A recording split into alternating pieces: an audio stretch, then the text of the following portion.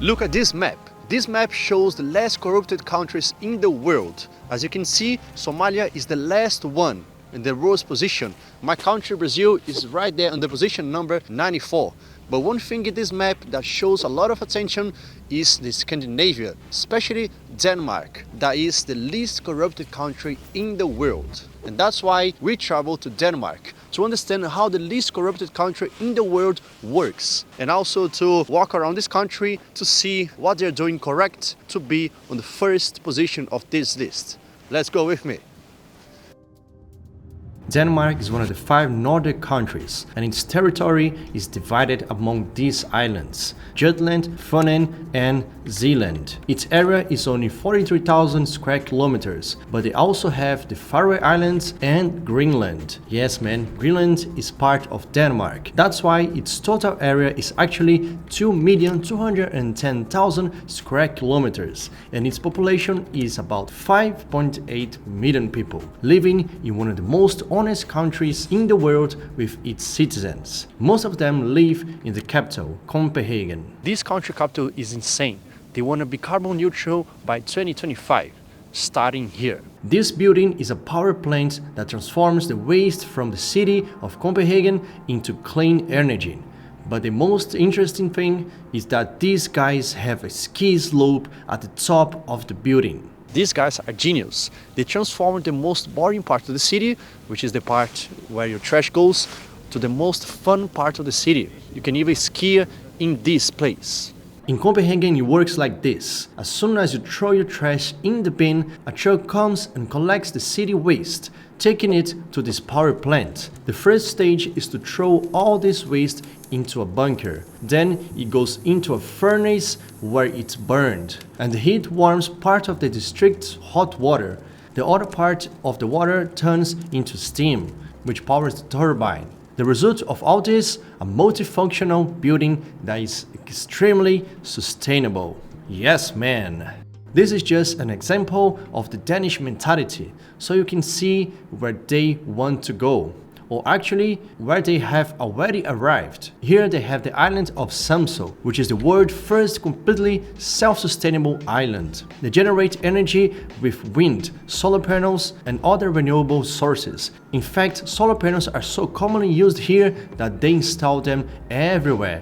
Like the time I saw them in a staircase at the airport. These are clear signs of a well-governed country. But why is Denmark the least corrupted country in the world? This building behind me is the Queen's Palace. Yes, they have a queen. They have a royal family like England does.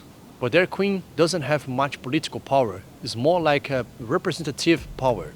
Denmark is the least corrupted country in the world because of several things. They have a good access to information, they have a good transparency between the politicians and the people, and it's like cultural to be honest in this country. They don't even have anything to combat the corruption. So it's something that's really, people get raised and get educated with this. Here, politicians are so laid back that they go to work by bicycle. In fact, almost everyone does almost everything by bicycle here. Copenhagen has won several times as the best capital in the world for cyclists. Here, cycling is so ingrained in the culture that you see scenes like this. There are a lot of streets that it's forbidden for the cars to enter, and they only allow bicycles, like this one. And you can see a lot of good examples like this one. In front of this building, you only see 2 cars parked, but like 200 bicycles parked as well. Only in the capital of Denmark, they have more than 546 kilometers of bike lanes, all with good structure, like bridges and everything. This bridge is the perfect example of how Denmark works. This is the place for the pedestrians. Next to me is the place for the cyclists and the place for the cars. And they have their parts very divided and very equal. And it's so cool to see how people don't just stay on the metal boxes of cars, and they actually get to more contact with the environments using bicycles. This is even better for the depression.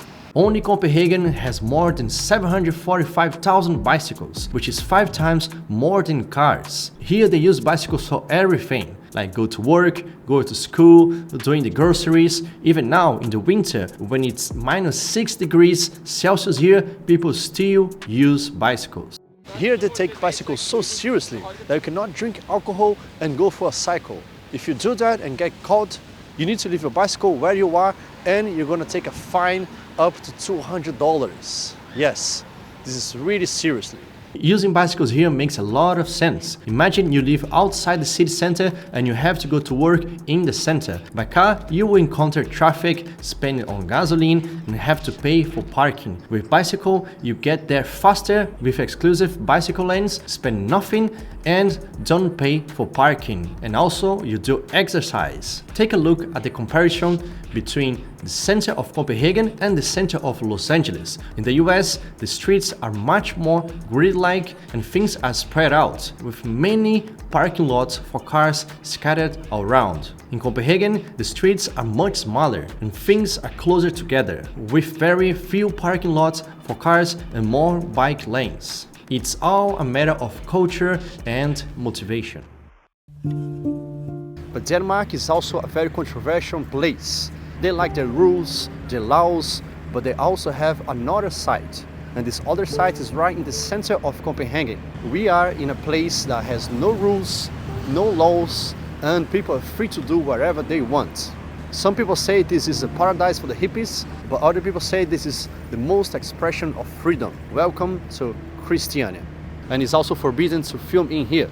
People are really strict with that. So let's see what we can capture on camera here. Let's go. Christiania was a place that was built to be a military area during the World War II, but it was abandoned in the 1960s with a few guards and security on site. However, in the 1970s, a group of hippies arrived and took over the area, declaring it a free district, independent from any government. Being here in Christiania, you can see that people are really free here and people make their houses as they want. And it's cool to see that Copenhagen and also Denmark is not forcing them out of here just because they are out of the laws of Denmark. And they let them free to do whatever they want as long as they don't disturb. So they have this sculpture saying the world is in our hands. It's cool to see how free they are. Christiania can also be called the free city of Christiania. In reality, it is a quite large place, covering 34 hectares with a total of 850 residents. Current residents of Christiania consider themselves part of a free city, administratively independent from the state. They even have their own flag. It's interesting how they make their recycling. So here you have metal, paper, plastic, and they must pass here like once a week to take this trash out. Walking around there, you can see the freedom they have to build their own houses the way they want. Trash trucks painted in unique ways, walls with a lot of artworks and everything. And also, this is their supermarkets, entirely handmade, very, very different.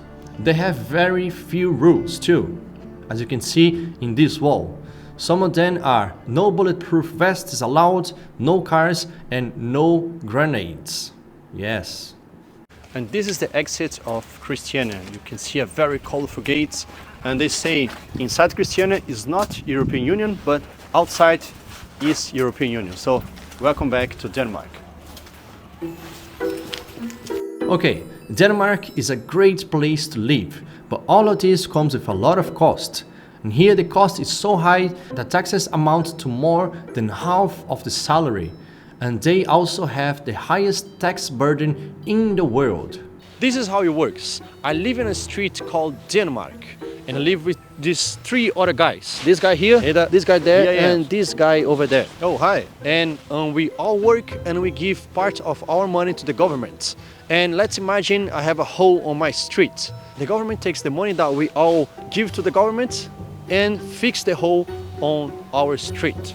This is how the world works. We all work and we give taxes to the government. The government takes all that money and give us back by structure, ways that make our life better.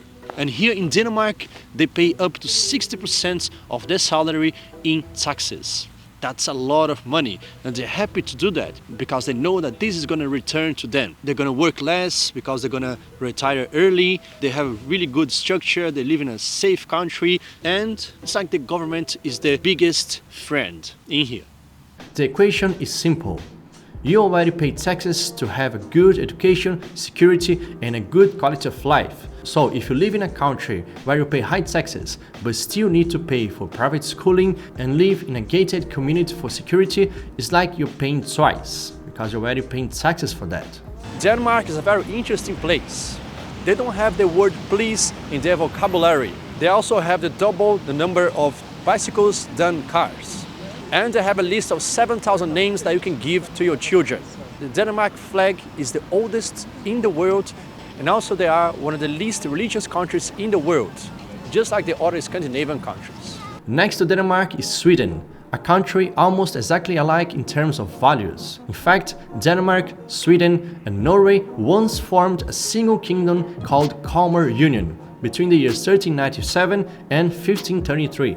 It's over a century. Nowadays, they're separated, but it feels like they're still together. There are no borders or any kind of immigration control to move from one country to another. We can take a train that literally goes under the sea to cross this border. Welcome to Sweden. There was no immigration, no rules, and it was only 40 minutes by train. It's like changing a city there in Denmark. And pay attention on the buildings here. A lot of glass, because they don't have much sun in these lands, so they want to have as much sun as they can inside the buildings. It's really interesting, a lot of glass, a lot of big windows. Despite Sweden being quite similar to Denmark, there are some interesting aspects here. One of them is that high school students earn money to go to school. The amount is like $570. Also, several famous brands come from here, like Volvo, IKEA, Spotify, H&M. I met this Brazilian guy who has been living in Sweden for over 30 years and I asked him what it feels like to live in a Scandinavian country. E o que as pessoas querem da vida aqui? Por exemplo, nos Estados Unidos as pessoas querem ficar ricas. No Brasil a pessoa quer ter uma qualidade de vida, quer ser bem sucedida. Como é que é a mentalidade das pessoas aqui sobre o que é almejar na vida, o objetivo da vida aqui? Cada pessoa quer viver uma vida boa, né? Sim. Mas aqui é mais, depende. Assim, você não pode ficar tão rico, por causa que tem um limite. Tipo eles controlam as pessoas, né? Uhum. No Brasil você pode ficar rico, você estuda, faz coisas, você fica muito lá, como é que se fala? No alto, né? Uhum. Mas aqui você é mais normal, assim, vive a vida boa. Sim. Assim, Sim, então as pessoas aqui têm uma vida todas mais ou menos igual, só que todas com boa qualidade de vida, então. Isso, desse jeito mesmo. E, tipo, ninguém é muito rico, ninguém é muito pobre aqui. Não. What I find interesting in these Scandinavian countries is that people are very inclined to view society as a whole. That's why they're very happy to pay high taxes and don't experience the intense rat race found in other countries. So that was my visit here to Denmark, the least corrupted country in the world, and I'll see you in the next place.